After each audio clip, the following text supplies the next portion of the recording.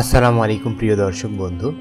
আজকে আমি আপনাদের সামনে আলোচনা করব মহানবী হযরত মুহাম্মদ সাল্লাল্লাহু আলাইহি সাল্লামের একটি মুজিজা নিয়ে। চলুন শুরু করা যাক। তৎকালীন কুরাইশ কাফির নেতারা রাসূল সাল্লাল্লাহু আলাইহি ওয়াসাল্লামকে লাঞ্ছিত ও অপমানিত করার জন্য যতদূর সম্ভব কৌশল অবলম্বন করতে হয় সবগুলো অবলম্বন করেছিল এবং সব কিছুতে ব্যর্থ হয়ে তারা সর্বশেষ ইহুদি পণ্ডিতদের কাছে গিয়ে বলল, আমাদের বলুন কিভাবে আমরা মুহাম্মাদকে লাঞ্ছিত করতে পারি। তারপরে তারা এমন এক কৌশল শিখিয়ে দিল, এটাই ব্যর্থ হলে তারা রাসূল সাল্লাল্লাহু আলাইহি সাল্লামকে মিথ্যুক বলে আখ্যা দিতে পারবে। তারা তাওরাত থেকে জানত হযরত মুসা আলাইহিস সালামের লাঠির আঘাতে পানি দুভাগে বিভক্ত হয়ে গিয়েছিল। তারা এটাও জানত যে জমিনে জাদু করা সম্ভব, আসমানে নয়। তারা কুরাইশ নেতাদের বলে, তোমরা যাও আর মুহাম্মাদকে বলো, তুমি যদি সত্যি নবী হয়ে থাকো তাহলে তুমি তোমার মুজিজা হিসাবে ওই আকাশের চাঁদটিকে দ্বিখণ্ডিত করে দেখাও। এরপরে বেশ কিছুদিন কেটে যায়। সময়টি তখন মদিনায় হিজরতের 5 বছর আগে। মক্কার কাফির ও মুশরিকদের এক দল একবার রাসূল সাল্লাল্লাহু আলাইহি ওয়াসাল্লামের কাছে আসে। তাদের মধ্যে ছিল আবু জেহেল, ওয়ালিদ বিন মুগিরা, আস ইবনে ওয়াইল সহ আরও অনেক কাফিরগণ। ওই দিন রাতের আকাশে চাঁদ পূর্ণভাবে দেখা যাচ্ছিল। তারা বলল, আপনার নবুয়তের দাবি যদি সত্য হয়ে থাকে তাহলে এই চাঁদটিকে দ্বিখণ্ডিত করুন। ওই সময় সেখানে হযরত আলী, আব্দুল্লাহ ইবনে মাসুদ, জুবাইর ইবনে মুতঈম সহ আরও অনেক সাহাবী উপস্থিত ছিল। হযরত মুহাম্মদ সাল্লাল্লাহু আলাইহি ওয়াসাল্লাম বলেন, এই কাজ করলে তোমরা কি ঈমান আনবে? তারা বলল, হ্যাঁ। অতঃপর রাসূল সাল্লাল্লাহু আলাইহি ওয়াসাল্লাম আল্লাহর কাছে এই বিষয়ে প্রার্থনা করলেন।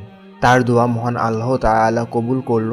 তারপরে রাসূল সাল্লাল্লাহু আলাইহি সাল্লাম তার হাতের আঙ্গুলের ইশারায় চাঁদটিকে দুভাগে বিভক্ত করল। চাঁদের দু খণ্ডের মাঝখানে হেরা পর্বত দৃশ্যমান হলো। কিছুক্ষণ পর পুনরায় 2 টুকরায় এসে সংযুক্ত হলো। এই সময় হযরত মুহাম্মদ সাল্লাল্লাহু আলাইহি সাল্লাম মিনাতে অবস্থানরত ছিলেন। ইবনে মাসুদ ও ইবনে ওমর রাদিয়াল্লাহু কর্তৃক সহিহ মুসলিমে বর্ণনায় এসেছে, এই সময় মুহাম্মদ সাল্লাল্লাহু আলাইহি ওয়াসাল্লাম বলেছিলেন, সাক্ষী থাকো ও দেখো। কাফির মুশরিকরা এই অসাধারণ দৃশ্য দেখে বিস্ময়ে হতবাক হয়ে গেল, কিন্তু তারা ঈমান না এনে বলল, মনে হয় আপনি আমাদের জাদু করেছেন। চন্দ্র দ্বিখণ্ডিত হওয়ার এই ঘটনাকে বলা হয় শাক্কুল কমার, যার পরিপ্রেক্ষিতে সূরা কমার অবতীর্ণ হয়।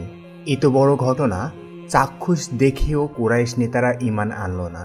ইবনু মাসুদ কর্তৃক বর্ণিত, তারা বলেন, এটা জাদু, সে তোমাদের নিশ্চিত জাদু করেছে। অতএব তোমরা বহিরাগত লোকদের কাছে জিজ্ঞেস করো, কেননা মুহাম্মদ একসাথে সবাইকে জাদু করতে পারবে না। অতএব আগত নেতারা বলল, সেটাই ঠিক। তাছাড়া শুধুমাত্র এটিকে জাদু বলে আখ্যা দিয়েছিল। অতঃপর চারিদিক থেকে আসা মুসাফিরদের জিজ্ঞেস করলেন। তারা সবাই বললেন, হ্যাঁ, আমরা এই দৃশ্যটি দেখেছি। তারা সবাই এই দৃশ্য দেখেছেন বলে সাক্ষ্য দেন, কিন্তু জিদ আর অহংকার তাদের ঈমান আনা থেকে বিরত রাখল। এই বিষয়ে আল্লাহ তাআলা সূরা কমারের 1ম ও 2য় আয়াতে বলেন, কিয়ামত আসন্ন, চন্দ্র বিদীর্ণ হয়েছে। তারা যদি কোনো নিদর্শন দেখে তবে মুখ ফিরিয়ে নেই এবং বলে যে এটা শুধু চলমান জাদু। এই সময় চাঁদ দ্বিখণ্ডিত হওয়ার এই ঘটনাটি ভারতবর্ষের এক রাজা তার প্রাসাদের ছাদ থেকে দেখতে পায়। বিস্ময়ে বিমূঢ় হয়ে পড়েন। তিনি কবে ঘটনাটি ঘটেছে সেটি কাগজে লিখে রাখেন এবং এই বিষয়ে তিনি তার সভাসদের জ্যোতিষীদের কাছ থেকেও তেমন কোনো সৎ উত্তর পেলেন না। রাজা অনেক দিন ধরে বিষয়টি নিয়ে গভীর চিন্তায় মগ্ন ছিলেন। এ সময় একদল আরব বণিক, যারা শ্রীলঙ্কায় আদম আলাইহিস সালামের পায়ের চিহ্ন দেখবার জন্য আগমন করেছিলেন, যাত্রাপথে ভারতবর্ষে আগমন করেন। রাজা তাদের রাজপ্রাসাদে আমন্ত্রণ জানান এবং অনেক সম্মান ও আতিথেয়তার প্রদর্শন করেন।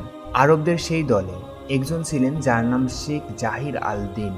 রাজা আলাদাভাবে তার কাছে এই চাঁদ দ্বিখণ্ডিত হবার এই ঘটনাটি উল্লেখ করে এই বিষয়ে জানতে চান। পরবর্তীতে মুসলিমদের এই দলের সাথে রাজা আরবের পথে যাত্রা করেন। তিনি প্রচুর পরিমাণে মূল্যবান পাথর, সোনা ও রূপা উপহার হিসাবে সাথে নিয়ে যান এবং তিনি নবীজির কাছে শাহাদা পাঠ করেন। নবীজি রাজার নাম পরিবর্তন করে রাখেন তাজ আল হিন্দি আল মালাবারি। সমগ্র আরবে এই ঘটনাটি ছড়িয়ে পড়ে।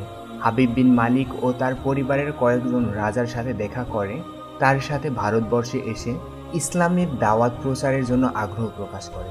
কিছুদিন পরে রাজা ভারতবর্ষে ফেরার উদ্দেশ্যে যাত্রা শুরু করেন। তার সাথে হাবিব বিন মালিক ও ও কয়েকজন সাহাবী সহযাত্রী হিসাবে ছিলেন।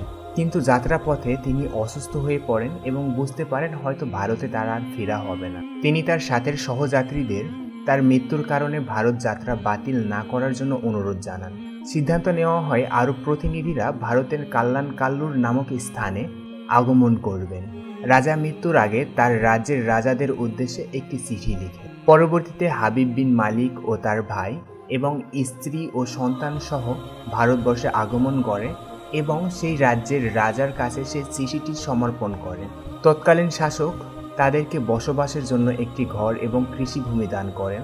ধীরে ধীরে আরব প্রতিনিধিরা মালাবারের বিভিন্ন স্থানে বেশ কয়েকটি মসজিদ নির্মাণ করেন। কোয়েসাত সাকাওয়াত ফারমাদ নামক পাণ্ডুলিপিটি লিখিত হয়। ঘটনাটি শেষ হয় ভারতের 10টি শহর দিয়ে, যে শহরগুলোতে মসজিদ নির্মাণ করা হয়েছিল।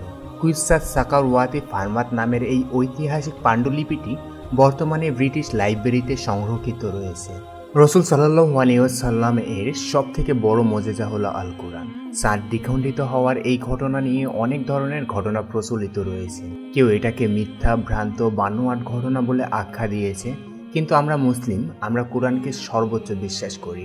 কোরআনে বর্ণিত সূরা আল কমারের প্রথম ও দ্বিতীয় আয়াতে এটার স্পষ্ট নিদর্শন রয়েছে। আপনি যদি চাঁদ দ্বিখণ্ডিত হওয়ার বৈজ্ঞানিক আলোচনা সম্পর্কে জানতে চান তাহলে আমাদের কমেন্ট করে জানাতে পারেন। আর ইসলামিক ঐতিহাসিক ঘটনা সম্পর্কে জানতে আমাদের চ্যানেলটি সাবস্ক্রাইব করুন ও ফেসবুক পেজটি ফলো করুন। ভিডিওটি যদি আপনার ভালো লেগে থাকে আর অন্যকে যদি ইসলাম সম্পর্কে জানাতে চান তাহলে ভিডিওতে লাইক, কমেন্ট, শেয়ার করতে বিন্দুমাত্র ভুল করবেন না। কথা হবে পরবর্তী ভিডিওতে। দিনের পথেই থাকুন। আল্লাহ নিশ্চিত আমাদের মর্যাদা দান করবেন। আমিন।